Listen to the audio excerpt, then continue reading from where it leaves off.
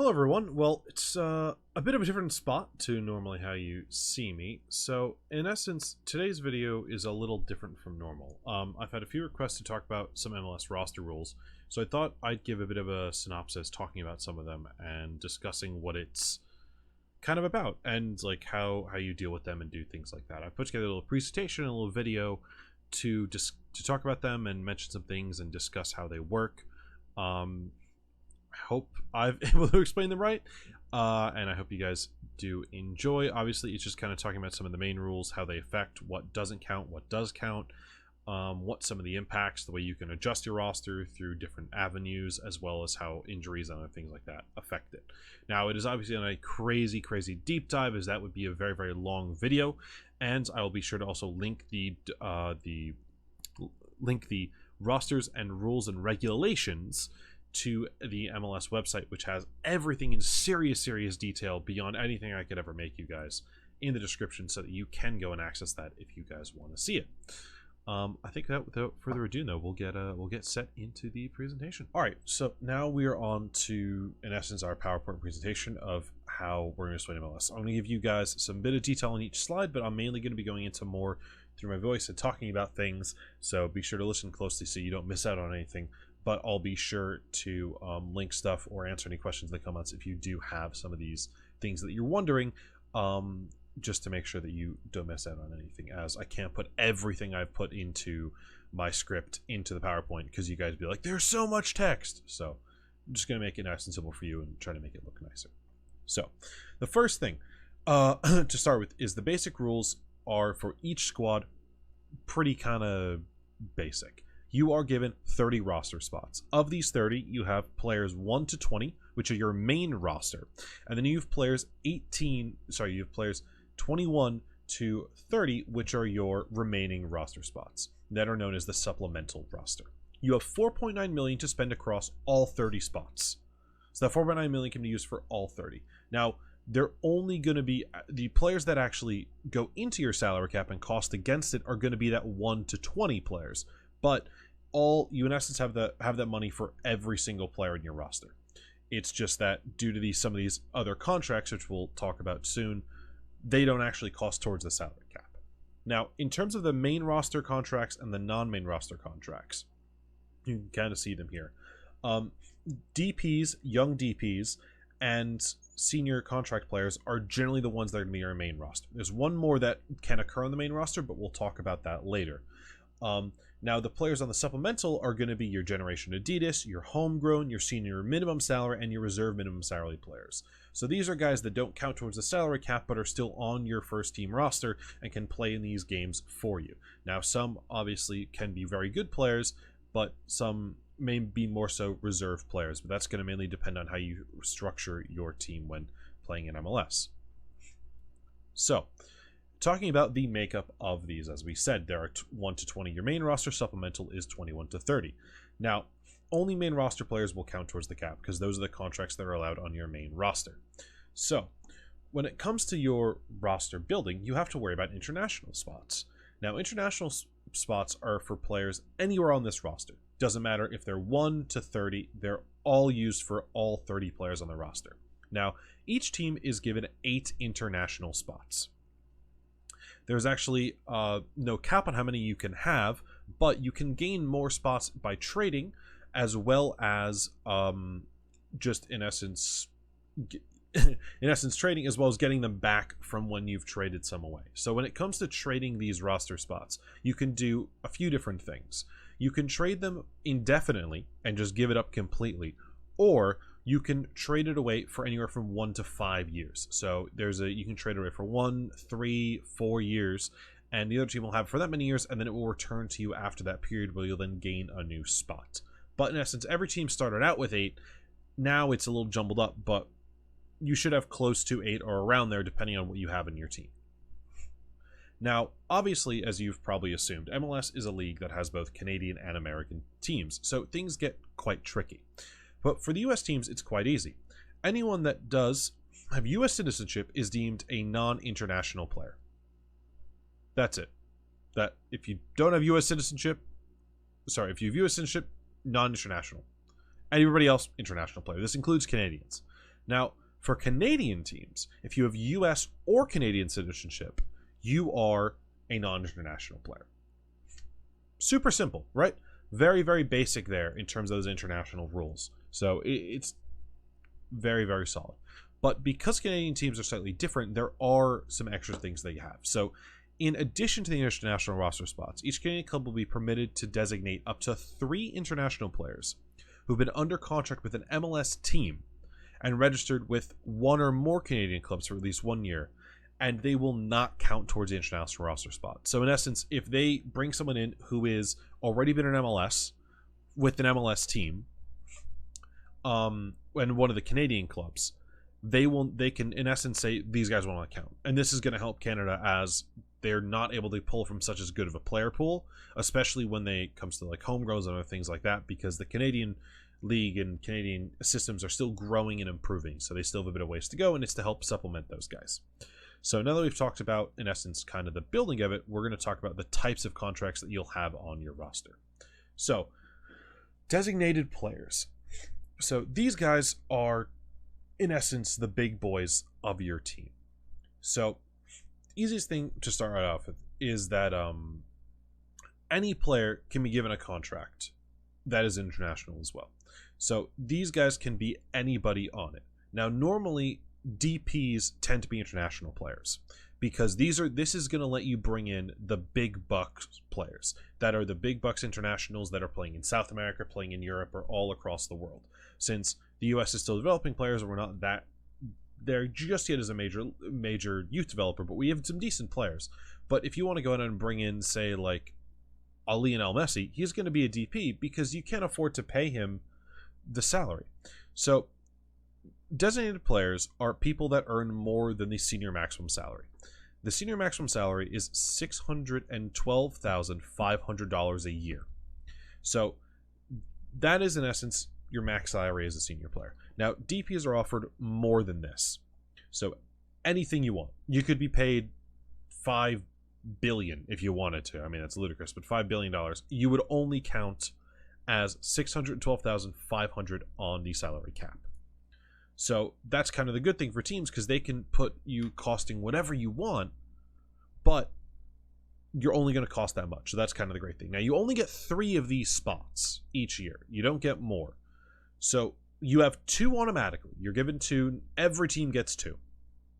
Just, that's it. Every team is 2. But if you do want to get a third, you have to pay.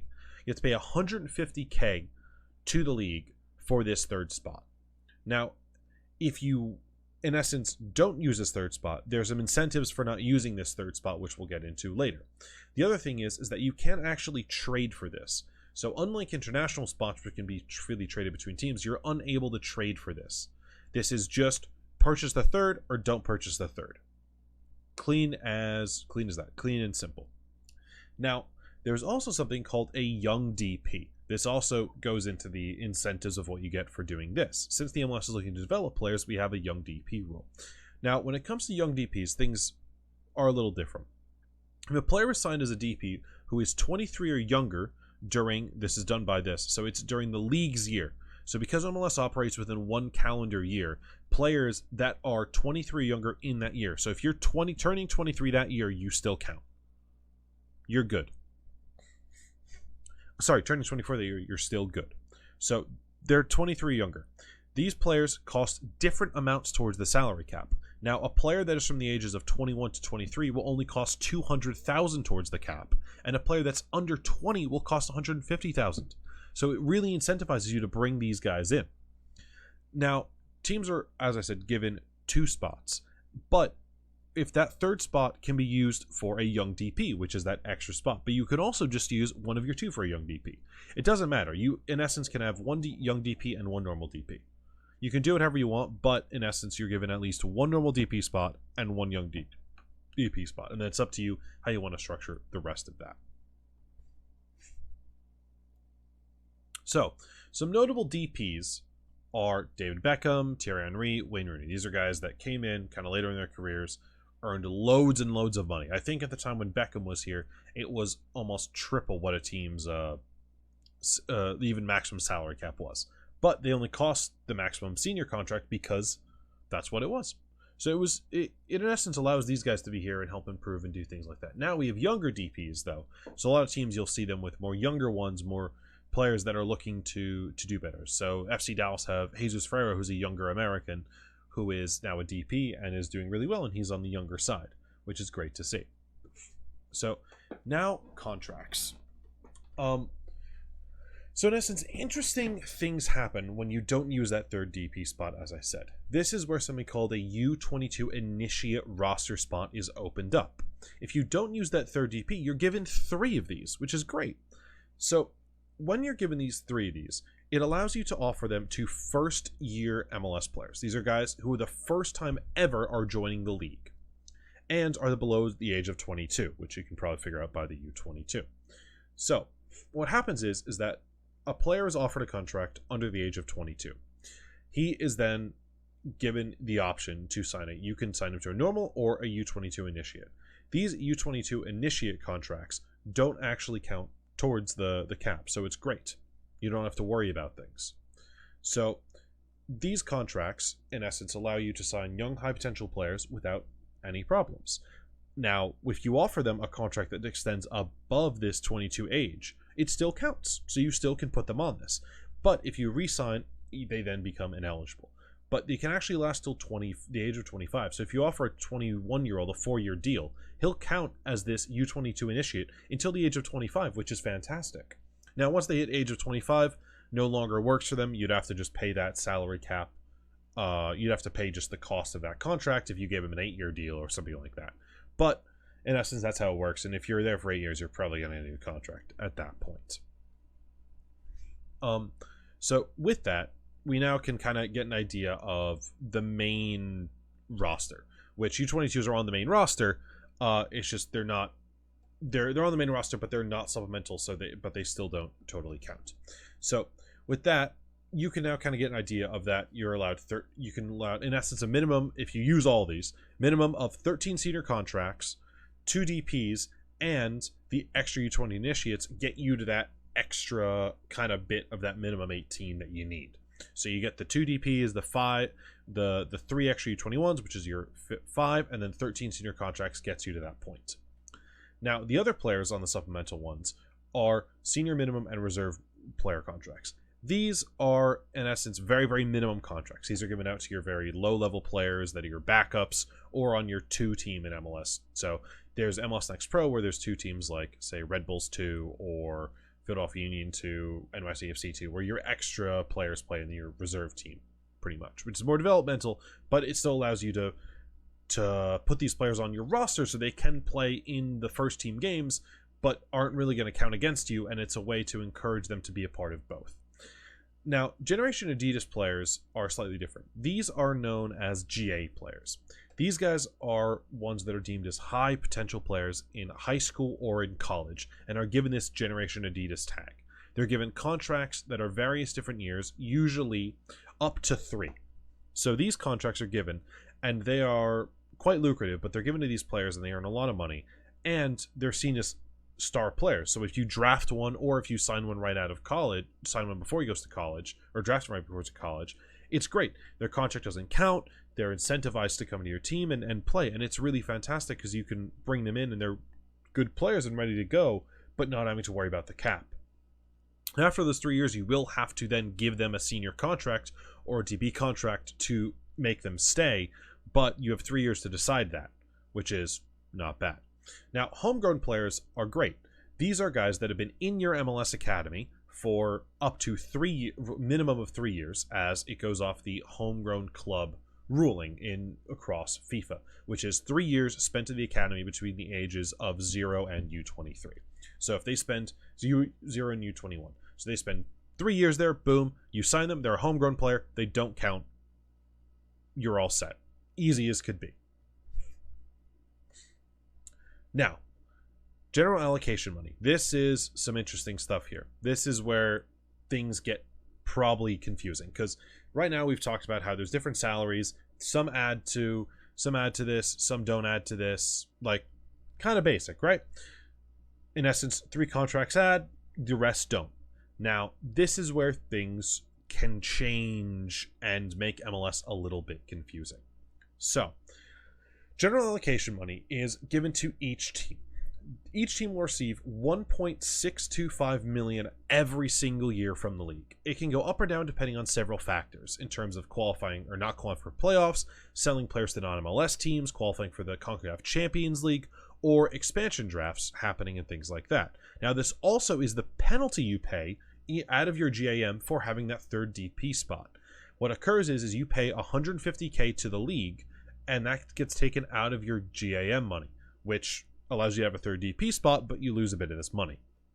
Now, this money can be freely traded between teams. You can send it to whoever you want. You can receive it for players. It can be traded in any kind of trades. The main uses for it are kind of signing players, re-signing players as well, which is great, offsetting the cost of players. So in essence, if you've signed someone but you don't want to pay the full thing, you can offset part of the cost with using your GM money to decrease the transfer fee that you're paying. And finally, buying down contracts. Buying down contracts is kind of the most important thing this allows you to do, as it really allows for salary cap manipulation and changing things around. So the money can be used, in essence, to go 1-for-1. So it's on a 1-to-1 scale. If you have a player earning $400,000 a year, and you want to buy down that contract to make it $200,000, which is you're only allowed to go to 50% of the contract as well. You can't go below that. You'd have to spend $200K in GAM to take their contract down by half. And that $200K, 1-for-1, gone, it's out. That's it. So that's how it works. You can buy it down and bring yourself below the cap. Now, it's great because it allows you to adjust and improve your team by paying for DPs and then lowering their cost to the team so they seem as like maybe a middle-of-the-road salary player. You can do it to others as well. Now, you can only buy down senior contract players, DPs, and young DPs. You can't bring down any of the other guys because they don't count towards the rosters. They don't count, in essence, in any way towards those roster spots. So you're not able to buy them down. But it's really useful, and it's a tool to get your head around and really understand how you can use it effectively, because GAM is really great in terms of keeping your roster in check and adjusting those things going forward. Now, to give you an idea of what it looks like for each role in the team, these are kind of what the costs are. So your maximum salary budget for a player is this cost. Senior minimum salary costs you this on a salary cap. Reserve minimum salary is this. DP, second designated player is the same exact thing. Third, same exact thing. Young DP, that's the super young one, and then the young one as well, the a little older one. And then that's the most you can get for that. And then U22 initiate spot. If you use another one, they go slightly up in price as well. So that's kind of how that works in terms of that. Just to give you guys an idea of the figures that you're actually working with instead of just hearing things said. So that's kind of what they'll cost in terms of a salary cap. Obviously, some of these can fluctuate as their ranges, but in essence, senior contracts are in this range here, reserve minimum. That's what they're offered there. So you can kind of see what it is. Most of these are fixed. These are all fixed here, but this fluctuates between those variables. Now, the final things that allow you to really change everything when it comes to rosters are trades and waivers. So trades allow you to exchange anything and everything. You can exchange players, GAM, international spots, and draft picks. Now, you can do any of those things. Exchange them all. Send them however you want, as many as you want, whatever combination you want. You can do it. You can send them around. It's up to you as a team to do what you want. Now, waivers are interesting. When it comes down to registering your 30 players, anyone left off this that is a senior contract is waived. So if you understand things like baseball or things like that, they're now waived and allowed. Any team can pick them up for free. So any MLS team, not worldwide, but any MLS team, can claim them for free. If they claim them, they then go to their team for free. You don't pay anything, you've claimed them off waivers. They now come to your team and count against your new cap. So now you have to avoid having them cost towards your cap because that still claims that. So now you have to go, oh shit, all right, now I have a new player. So you have to be careful when it comes to claiming because it can affect you in that way. But it's a way to find players for free that maybe are having issues with contract disputes or things like that, that you can snag someone. So if you don't end up claiming them, the player will not come back to that team. He'll just go and become a free agent. Now you can also discuss to a player to sign them in the free agency stage once they've cleared waivers. Some teams choose to do that in terms of restructuring that contract, because say you're a senior player on a high salary, senior salary, I can't afford to take that on, but if I let you become a free agent, I can sign you to a smaller contract and you're willing to accept, and then I can bring you in. So you can do things like that as well when it comes to waivers. You can watch a player, wait for them to clear, hope they clear, and then renegotiate with them. But it's something that's interesting where you can get them right away before anyone else, or you can wait, hope to get them available, and then bring them in.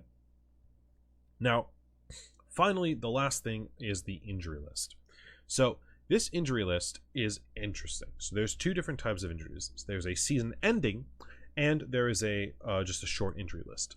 Now, the short injury list is pretty basic. It is you are not allowed to play in any CONCACAF competition for 6 games. You have to sit out for those 6 games.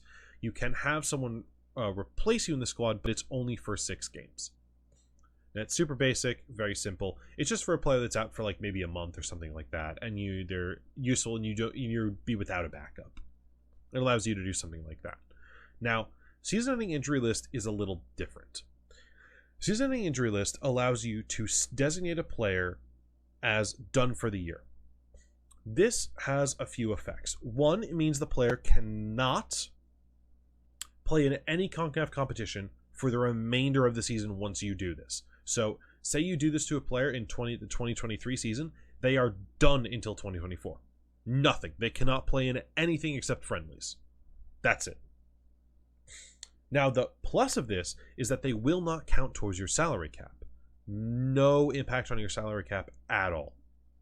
So, if they were counting towards it, gone. Zilch, zip, zero. No impact on it anymore.